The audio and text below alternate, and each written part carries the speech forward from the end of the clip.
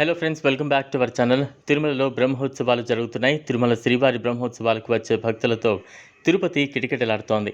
గరుడ వాహన సేవ ఎందుకు అంత ప్రత్యేకం?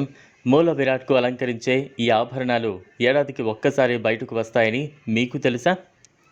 శ్రీ వెంకటేశ్వరుడు శ్రీ శ్రీనివాసుడు ఆనంద నిలయంలో ఆనంద రూపునిగా వెలిశాడు గోవిందుడు.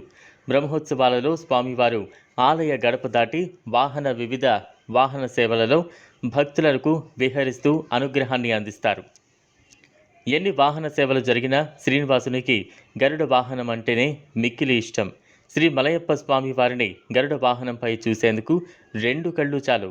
వివిధ వర్ణాలతో కూడిన పూలమాలలు, వేర్లను గరుడ వాహనంపై విహరించే స్వామివారికి అలంకరించడం ఆనవాయితీ.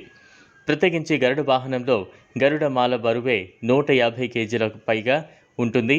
మల్లె, మందారం, సంపంగి, పారిజాతం, చామంతి, బాజీ, విరవజాజి, పువ్వులు, కమలాలు, కనకాంబరాలు, మొగలి గులాబీలు, మరువం, ధమ్మానం మావి, మాచి, వట్టివేరు, కురువేరులు, గన్నేరు, నందివర్ధనలతో పాటు హరిత, హర్ద్ర, బిల్వ, తులసి దళాలను వినియోగిస్తారు.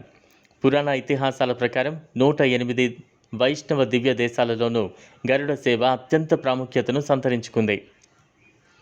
గరుడ వాహనం ద్వారా స్వామివారు దాసానుదాస ప్రపత్తికి తాను దాసుడని తెలియజేస్తారు.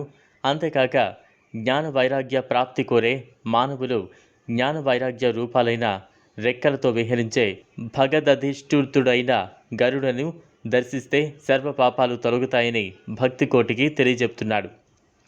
అందుకే శ్రీ మలయప్ప స్వామివారు గరుడ వాహనంపై విహరించడం ఎంతో విశేషం. ఈ విశేష వాహన సేవలో మూల విరాట్కు అలంకరించే సహస్రనామాల హారం, పచ్చల హారం, లక్ష్మీ కాసుల హారాన్ని ఈ ఒక్క వాహన సేవలో మనం తిలకించవచ్చు.